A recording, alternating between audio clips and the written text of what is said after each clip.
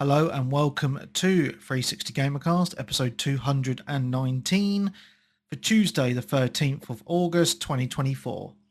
I'm your host, Mark Webb, gamertag Webby360G, and joining me today is... It's Graham, or DHamOx14. And Sensei Switch.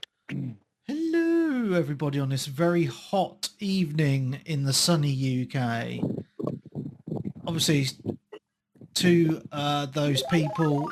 Oh, thank you, Clarky, for resubscribing on the Twitch. For those of you who do listen live on Twitch, you can help out the show if you don't subscribe to the Patreon, or even if you do, if you don't want to and you want to help out for free. If you've got Amazon Prime, you can use your free...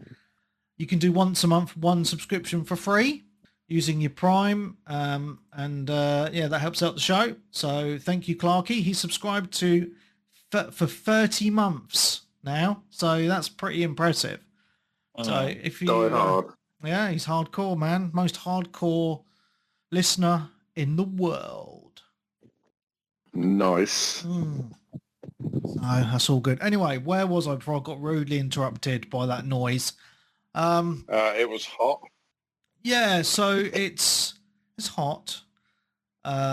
Oh yeah, that's what I was saying. So those people that are listening and they're in other countries like Australia, Thailand, or other hot countries, I don't know, Florida, that's a very hot place. When I tell you that it's been 26 degrees today here and it's felt like I'm going to die, you will probably laugh at me.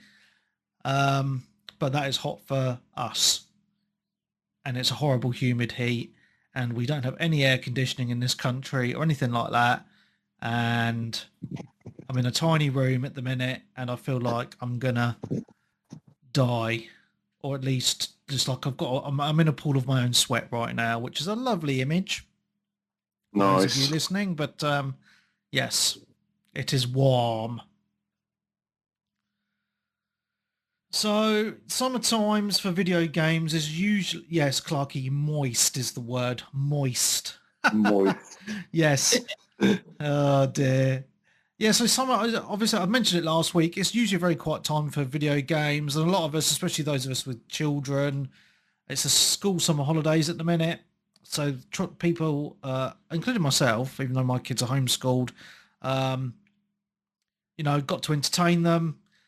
So not loads of gaming time is to be had at the minute. And to be fair, I don't know how you guys feel, but when the weather's like this, that mood doesn't really strike as much to game just because the weather's so nice, want to be outside, etc.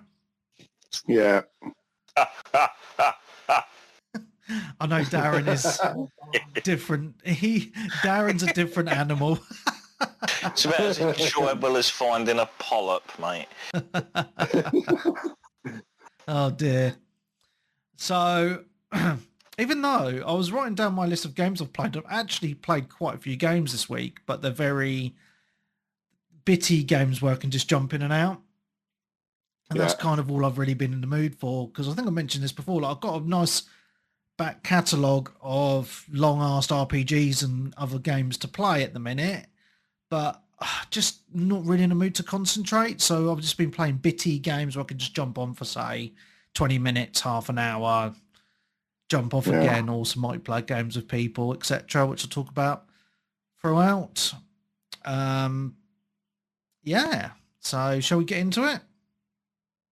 Why the hell not? Yeah, so I didn't actually write this down on my list, actually, but I've just remembered what I was saying. I was gaming with people. So I mentioned a week or so ago, I think it might have been a couple of weeks ago, that I'd completed the first Descendant with Darren and Pudster, old Puddy Wuddy as I call him. Well, I saw Pudster on last night, so I thought I'd jump on some first Descendant with him, and so played about an hour or so.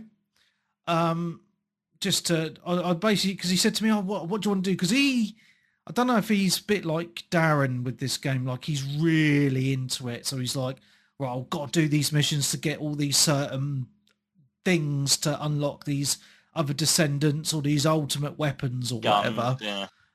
and I'm just like, mate, I just come on to chat shit and shoot things. I don't really care.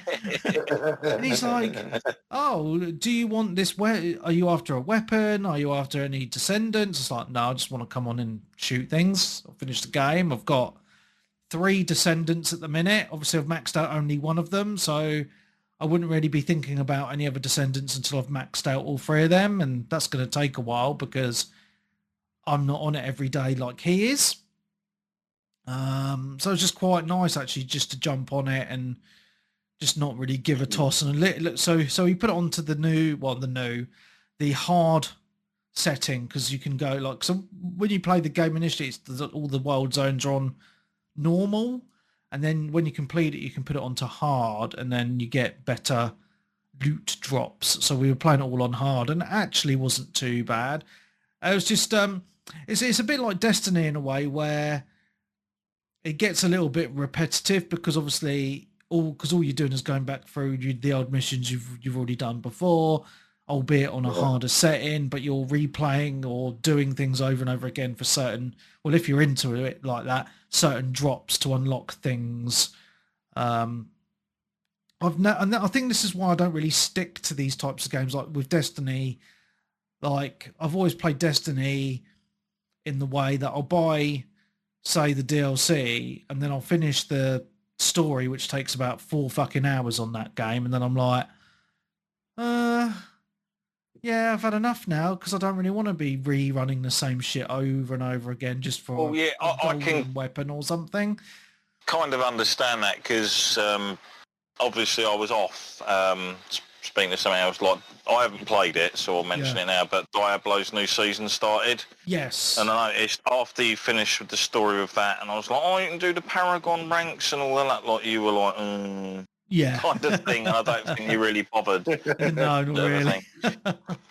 Yeah, and I've never really, I mean, I love the thought of these types of games, and I do enjoy it up to a point, but I don't have and I think there's a lot of people like me actually out there that just don't have that mentality of grinding the same shit over and over again just to get things. I just want to play a game to enjoy it. It's the Final Fantasy fan, like, technically. You say that, but like the way I play MMOs is kind of the same. So like with Final Fantasy 14, as you well know, I'll subscribe, complete like a patch or an expansion story, and then I'm like, yeah, I've done it all now, and then I'll cancel my sub for a couple of months until some new story stuff comes out, and then I'll resub again for a month, because I just can't be bothered to redo again the same dungeons, for example, over and over again, just to,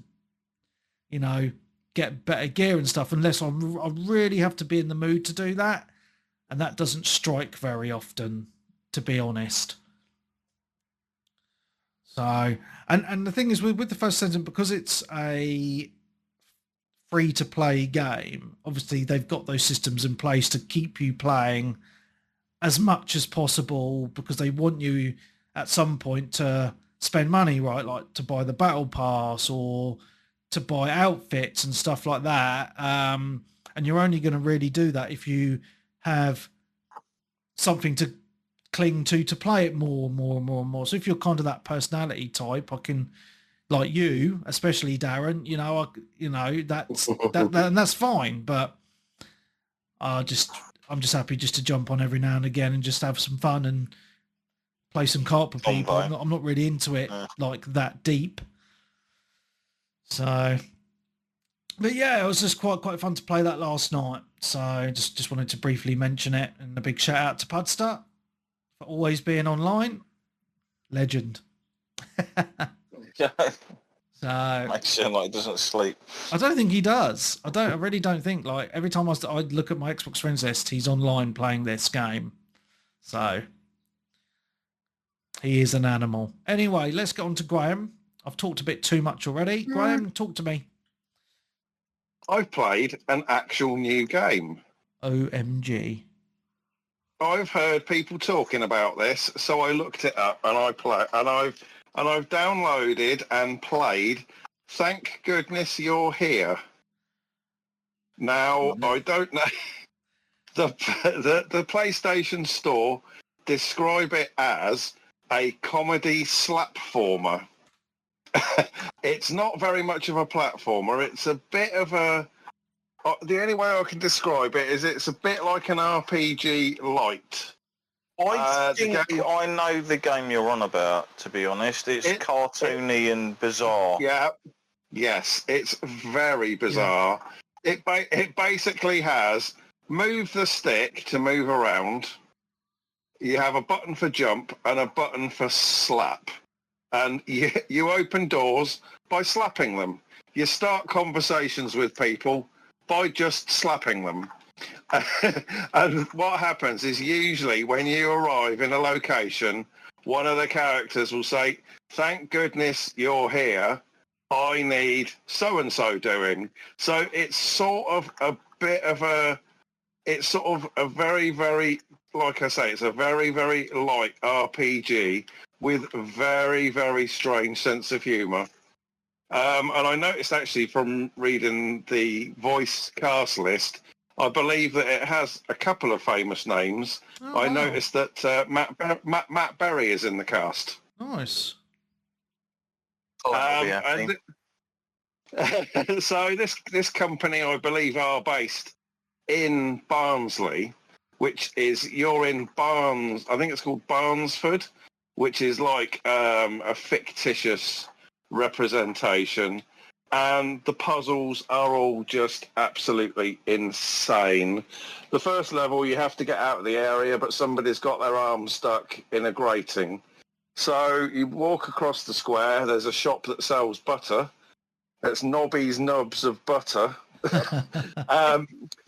But nobody knows where the locksmith is, and you find him in the pub. But he won't leave the pub until he's had a drink. So you have to kind of go down to the cellar and slap the barrels of beer to wake them up so he can have a pint. So, and it's kind of all very much it's the only way I can describe it is it feels very much like Untitled Goose Game, if Untitled Goose Game was set in Yorkshire, and very, very bizarre. But no, I mean, I think it was about 15 quid on the store. With my discount, it was about £12 because I got PS Plus, and it's the kind of game that you can finish in 2 to 3 hours. Oh wow! I didn't know it was that short. So it is a very, very short game. It has replayability because it has, it does have, obviously it has trophies. Again, they're all absolutely bizarre. You have to do bizarre things like slap tins of peas and things like that, you know, but it's good fun though. It's one of those games, bizarre as it sounds, that doesn't feel like a game. It feels like an interactive cartoon. And at no point does it feel sort of, you know, with a lot of games you're going, oh, look at the frame rate or what have you, or that sort of background looks really nice. But because it's all in a style, you sort of don't focus on that. But I enjoyed it. It was fun. It was silly. I concede that it's not going to be the kind of thing which everyone will be into, though. Yeah, I did watch, when you mentioned it on our WhatsApp group, I did actually have a look at a couple of reviews and stuff, and it looks really funny, actually. If you get the humour, you'll have a good time. Yeah. If you don't, you're going to go, what the bloody hell are these people on about? Yeah, it looks like the perfect kind of Steam Deck game, to be honest, with the kind of simple graphics and stuff. It's definitely one I've added to my wish list because I reckon I'll pick that up when it's on a good sale or something. I know it's not very expensive now, but because it's not very long, I'd probably want to pay less than a tenner for it, to be honest. Yeah, I get it, yeah. But I think those sort of games do have a really good place in gaming, just in general, just something simple. Some real I was watching some of the reviews and some of the some of the scenes they showed, I was really laughing because it is kind of my humour that I enjoy. Yeah. So yeah, man, it looks pretty funny. It really does, and I really like the art style. I don't know how much of a replay value it will have because obviously once you've done the story, you've seen it all. There's not a lot that you can do apart from maybe go back and get those sort of trophies that you missed or those achievements that you missed. Yeah. But no, I mean, I had a good time with it. It was good fun. I fired it up on Friday, had a beer on the go, sent out for a pizza, and it was just a bit of a chill game, you know? Yeah, nice. But no, I enjoyed my time with it. But like I say, if you're unsure, it might be worth watching a video of the first sort of 10 minutes. And if you laugh, then I think you're in for a good time. Yeah. If it's not your sense of humour, then you might do well to avoid it. Yeah. But no, I had a good time with it. Yeah, I'm cool. glad. Yeah, it does look good. Bit different. Nice. Darren? Well, nothing different this week from last week, really. Has the heat been getting to you, mate? Not fully. Like I have Not a yet. family problem now, so it's actually helped quite a bit. Yeah, so obviously First Descendant, been sort of playing through that. It does seem to me that when you sort of first stick it on in the daytime, you kind of get a couple of good things happen, as though you've got like a jar of luck, if that makes any sense. Right. Okay. And then as you slowly get like really good things, it starts to empty, and then you stop getting what you want. And so it's like, oh, I need this, and it's got like a 3% chance, and you're like, when I kill this boss and I use the amorphous material on the thing, I might hopefully get what he wants. And then you kill the boss and he drops a transcendent mod, and you're like, fuck. Because obviously they're super rare. So you're like, no, you've just used my luck. And lo and behold, you use the thing and it's like, yeah, whap, whap, like didn't get what I was after. Kind of thing. But yeah, still having fun with it. I'm kind of fine-tuning one of my characters at the moment. I think I've got like 3 mods left to set.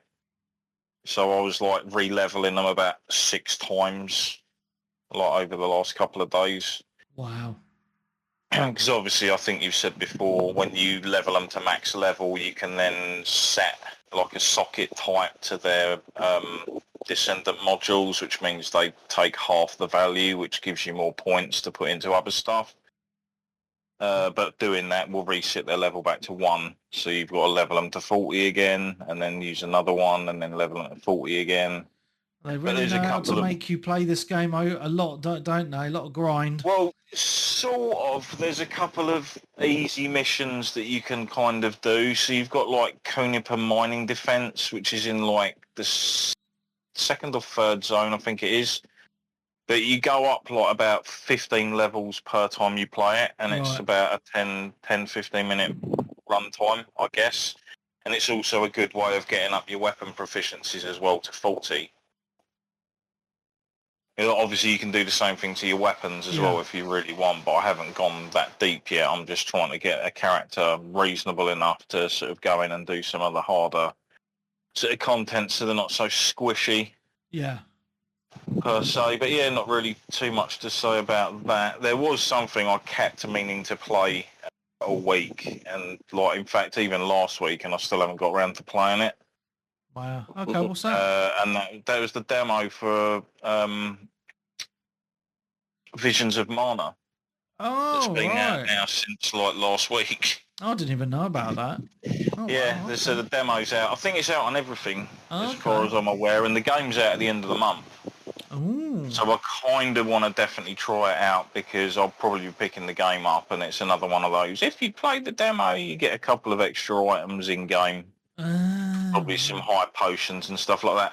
But from what I've seen, it looks kind of very much...